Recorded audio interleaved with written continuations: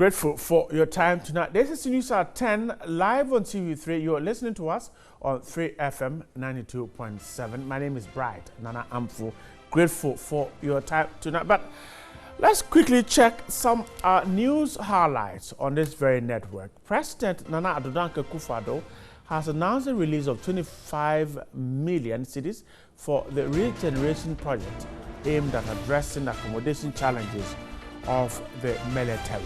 Speaking at a debate with all ranks of the military in Accra, the president charged them to guard against politicization of the institution. So the military, they're getting some assurances from the president that all is well. Engineers at the Akosombo Dam plant are confident there will be a steady rise in the water levels of the Akosombo Dam between now and November. The leading hydropower plant in the country has been producing between 300 and 450 megawatts at peak and off-peak periods to help against national power grid. I will tell you that government says it will give 30 out of 70% quota of all government-funded contracts to people living with disability. Vice President Dr. Mahamudu Bawumia, who announced this at the Disability Forum in Accra, charged them to capitalize on the opportunities. Government is ready to provide the opportunities, and we'll tell you more about that. And if you're watching us or listening to us from Accra in Kumasi, if you are with us from Koforidua and Eastern Region, if you're watching us from Brakwa and also Brahman Continents in the Central Region. This is News at 10. Thanks so much for staying there. Let's start with a big one.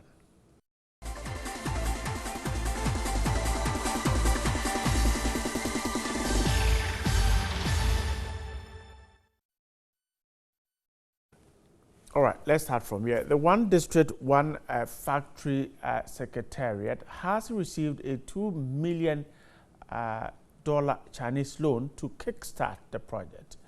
We're told that the project is expected to create 5,000 jobs to the teeming youth in every district across the country. So far, we're told that 10 factories are ready to be commissioned in the next few months. As of April this year, the Secretariat had received $3 billion to commence its work. And so, government project, a key one, is getting all the support that we need, expected to make Ghana a great country once again.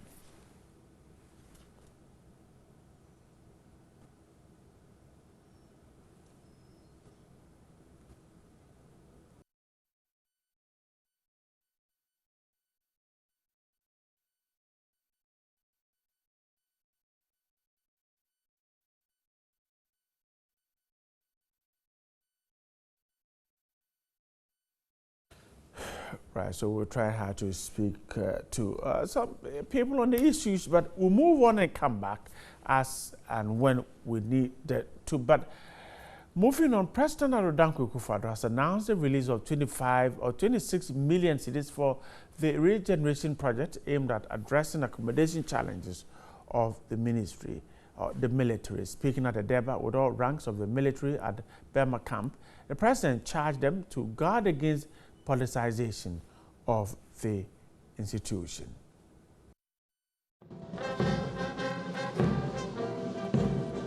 President Akufo-Addo first inspected a guard of honor.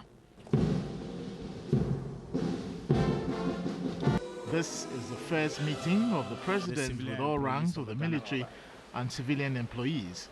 The Defense Minister Dominic Nitiwul, on behalf of the armed forces, pledged their unflinching support to work with government.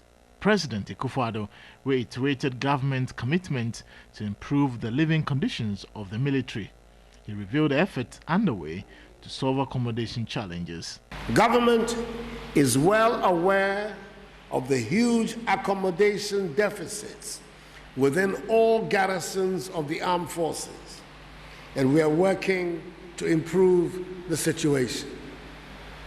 As a start, the SNIT housing projects for troops started in 2007, which stalled when the MPP government left power in 2009, have been revived.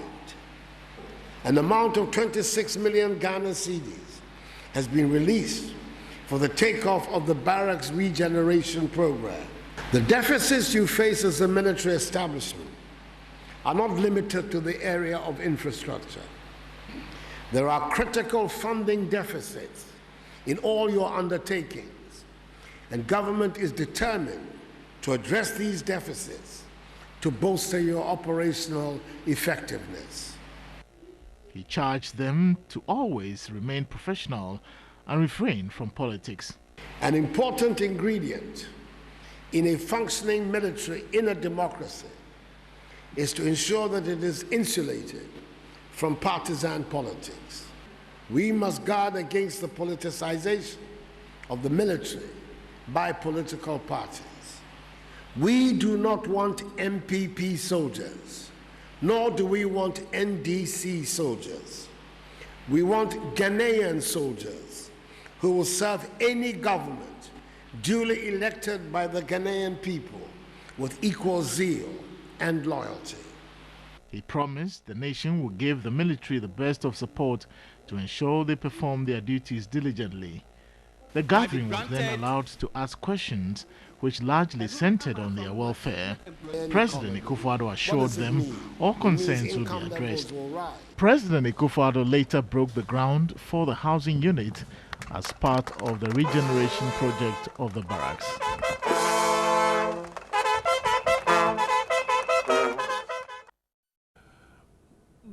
Right, so we'll stay at the presidency. The Vice President, Alhaji Dr. Mahamudu Bawumia, has charged the newly inducted board of the National Health Insurance Authority to salvage the authority from its financial and managerial challenges. At the inauguration ceremony of the board in Accra, the Vice President noted a transformed authority will foster government vision in the delivering of quality health care. The operations of the National Health Insurance Authority have over the years been fraught with challenges after its inception in 2003. Membership on the scheme has also increased from 6 million to 11 million, making the authority highly indebted to service providers and suppliers. Financial malfeasance, inadequate resources and logistics have as well hindered the smooth operations of the authority.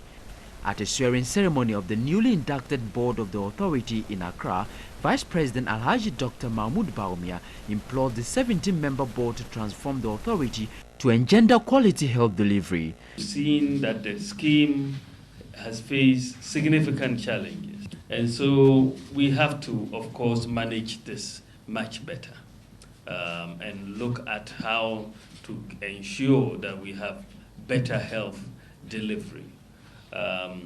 We are trying to make sure that, we make sure that the resource envelope is there, and also that it is properly spent and allocated and efficiently done, so that the patients will be the beneficiaries. Assuring the Vice President to deliver on his mandate, Chairman of the board, Professor Yao Edujemfi, said transforming the authority will be key on their agenda.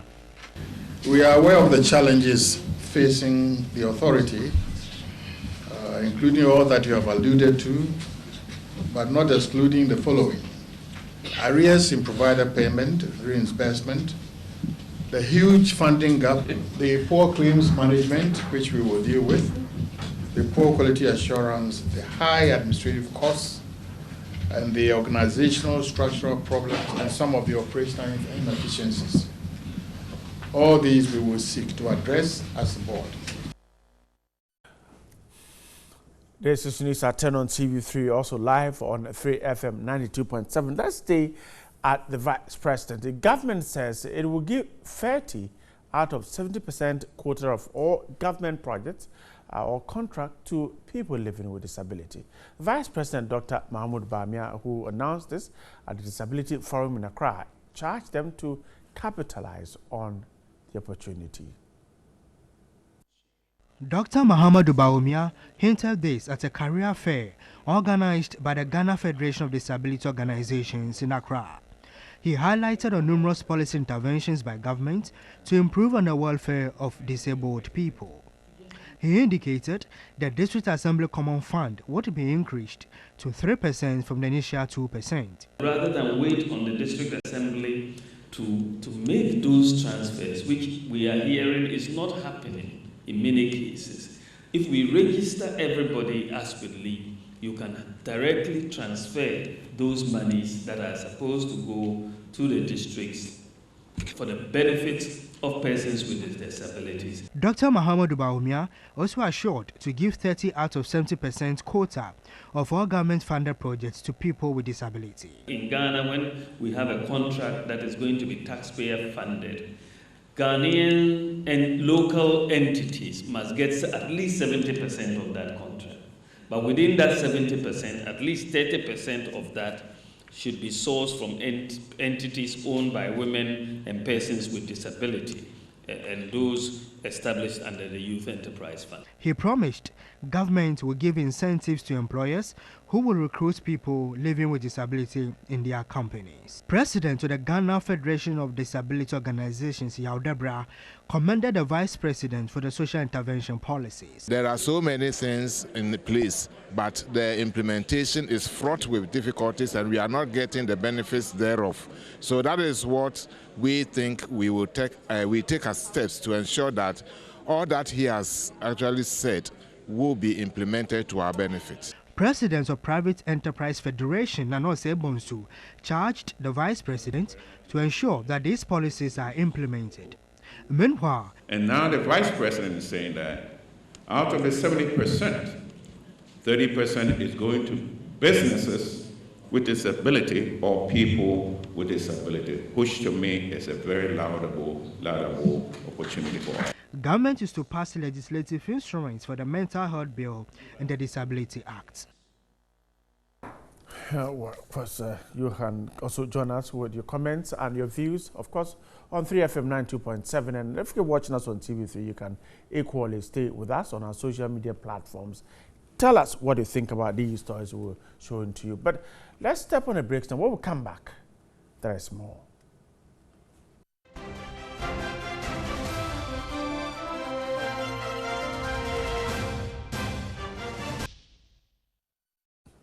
Thanks so much for staying there. Now, at least 8 people are feared missing after a boat in which they were traveling capsized in the reservoir of the Bui Hydro Dam on Friday.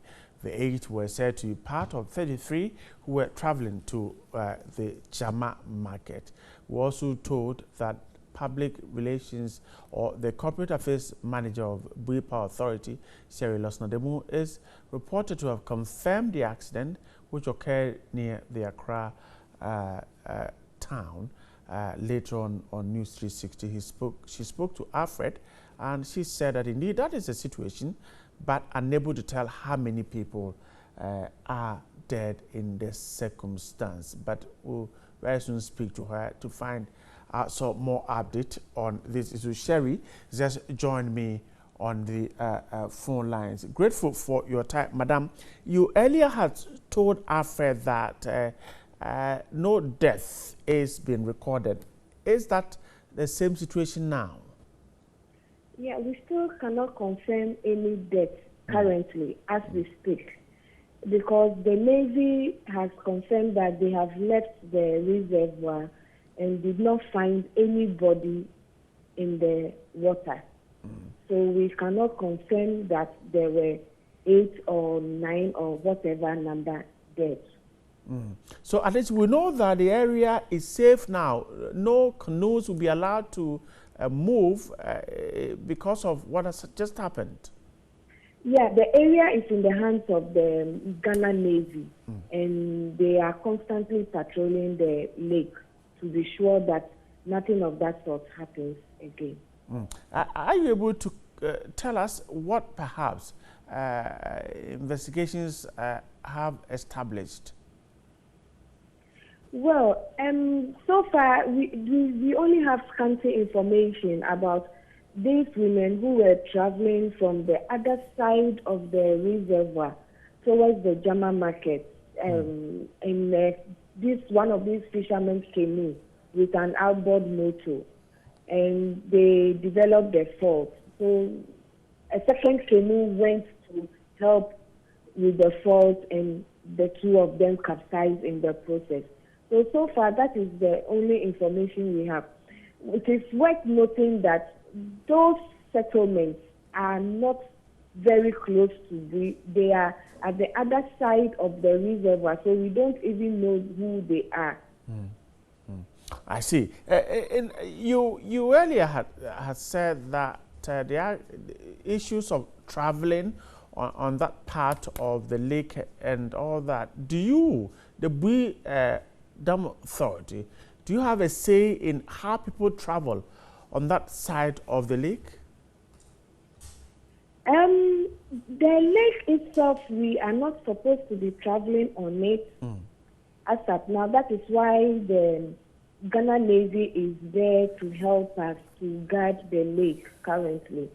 These traveling most of the time are illegal traveling. That is why it happened very late in the night. I see. So at least once it is not allowed to travel on that, you really don't have a say in what happens there. But from what has happened, is the authority putting in measures to ensure that, or collaborating with the Navy to ensure that indeed we don't get people to travel illegally on that portion of the lake? Yes, the Navy is working around the clock to ensure that nothing of that sort happens again. Sherry, I'm grateful for your time tonight. Sherry Lawson Ademu is the Corporate Affairs Manager at the Bui Power Authority. There will tell you more about that. But let's move on. The president of the Ghana Bar Association, Benson Nuchukwu, says the recent spate of vigilantism in the country poses a serious threat to the rule of law. He made this observation at the 5th anniversary remembrance service for the 3 murdered justices of the High Court in Accra. On June 30, 1982, it was announced that 3 High Court judges and a retired army officer had been abducted at night during curfew hours. The nation was in shock after it was announced that the 3 judges, Justice Fred Poku Sarkodie, Justice Cecilia Cranton Ado, Justice Kojo Eje Ejapong, and the army officer Major Akwa, had been murdered on the night of their abduction. This attracted open condemnation by Ghanaians, mounting pressure on the then military government for a thorough investigation. For 35 years, the Ghana Bar Association and the judiciary have commemorated the day with wreath-laying and remembrance service. This year's service was held at the Osu Ebenezer Presbyterian Church. The president of the Ghana Bar Association, Benson Nuchukwu, expressed worry over the threat posed by vigilantism, indicating, if not checked, could erode the essence of Ghana's democracy. He was particularly alarmed at the attack on a circuit court in Kumasi in April this year, describing the act as outrageous and shocking. It demonstrates total disrespect for the judiciary. More worryingly, it signals a flagrant disregard for the authority of the state. As a country, we appear not to have made enough progress in the fight against lawlessness. Delivering the sermon, a minister of the Methodist Church, Very Reverend Emmanuel Ayi, descended on Ghanaian leaders for being the cause of the various problems in the country. He called on leaders to use their positions responsibly. Institutional problems are difficult to solve when leadership is the cause of the problem. When the law gives us authority, he expects us to use it to build up and not to tear down. The state honored the memory of the 3 justices with their statues at the forecourt of the nation's apex court. President Nana Akufo-Addo, Vice President Dr. Mahmoud Bawumia, the Chief Justice Justice Sophia Akufo, the Attorney General and Supreme Court judges joined in the remembrance service. Ghana Integrity Initiative has asked the Speaker of Parliament to order independent investigations into monies spent on members of the Finance Committee during their deliberations on the National Lottery Act. According to the civil society organization, the latest allegations of bribery impacts negatively on the integrity of the House. It emerged this week that the National Lottery Authority spent about 150,000 cedis on allowances on members of the Finance Committee of the previous Parliament to facilitate deliberations on the amendment of the National Lottery Act 2006. Though others have argued that there's nothing wrong with facilitating the work of the committee, the Ghana Integrity Initiative says it is wrong. According to the civil society watchdog, as long as there is no law in Ghana that permits people to lobby professionally, it cannot be assumed to be normal. What money are they using to lobby? Can you say that the NLA will pick such monies, just give them out, dole them out to parliamentary committee members and say they are lobbying? Who are they lobbying? Who is the lobbyist? That money, which could have been used for other things, was put in people's pockets for their personal gain, and that we believe is wrong. The GII said the allegations coming on the heels of other recent alleged parliamentary corruption is worrying and therefore offers an opportunity for Parliament to come clean and clear its image. They are talking about emails going out there, so there is a trail of evidence. So this is the greatest opportunity for Parliament to cleanse itself of these allegations. There's a war coming on at the premise of TV3 tomorrow, and that is a friendly one because the seemingly rivalry between Ghana and Nigeria as far as Jollof is concerned will be reignited tomorrow. This time we're bringing in the Senegalese, and that is to open up and see which of the three countries, Ghana, Nigeria and Senegal, has the best jollof. 3FM's Jollof War will settle that debate tomorrow, July 1. It's at the forecourt of TV3. Let's watch this. Ghana Jollof, Ghana Jollof, yummy. Ghana Jollof, Ghana Jollof, yummy. Nigerian Jollof, yeah, it is funny. Who makes the finest jollof rice? Ghana or Nigeria? I think it's Ghana. It's my country. They are jollof, they are quite good money. The Ghanaian jollof is the best. Nigerian jollof. When it comes to Ghana, Nigeria, you know, we always beat them in everything. The way jollof comes from Ghana, they adopted it. Jollof way, then they mix with then fish. Even their rice is pun like akun. Big rice. That one too, they call them jollof. They said that what? Say Ghanaian jollof is better than Nigeria or whatever. Who said that person don't know food? Nigerian jollof tastes it fast because Nigerian jollof is always sweet. From if you jollof not the sweet for up, but if you reach the bottom. Hey. Well, the rivalry has taken forever to be settled. The latest to brag about the jollof debate are folks from Senegal. They claim jollof originated from their country. 3FM's Jollof War, slated for July 1, will offer the grounds for the debate to be settled once and for all. It's going to be a fun-filled day. We spoke with the three chefs, Ghana, Nigeria and Senegal, and they promised to bring us their best, their A-game. We're going to smell chicken, we're going to smell good aroma. We're going to turn the whole forecourt of TV3 into a kitchen of the best West African meal or dish. At the end of the day, we are looking at settling this whole rivalry. Yeah, we want to settle this score. I mean, it's been on social media for a very long time, especially between Ghana and Nigeria. The originators, you know, from Senegal, there's a tribe called Jollof, actually. So that is, you know, how come the whole thing is saying that they originated it, because they started making it. We are looking at having judges here, but these judges are not from any of these countries. All right, so they will come and taste the food and then we'll actually vote. Ghana, Nigeria and Senegal. Who walks away with the bragging rights? All the action will be right here at the forecourt of TV3. We have celebrities passing through, some comedians coming through, and we at 3FM 92.7 want to say that we are fair and square, and so we want to make and find a final winner and make a final judgment. Your love is extremely white. Snow White, Dancia White, when it's a job. And of course, walking into the studio at about 9:30, I saw a group of people in there, and they told me that they are already here. waiting to be part of the Jollof war tomorrow. They are here to grab space. So don't wait, because the space could be filled before you get here tomorrow. 10 a.m. is the time, but already the forecourt is getting packed up. Grateful for your time tonight. This has been News at 10 on TV3 and also on 3FM 92.7. Grateful for your time. My name is Bright Nanafo.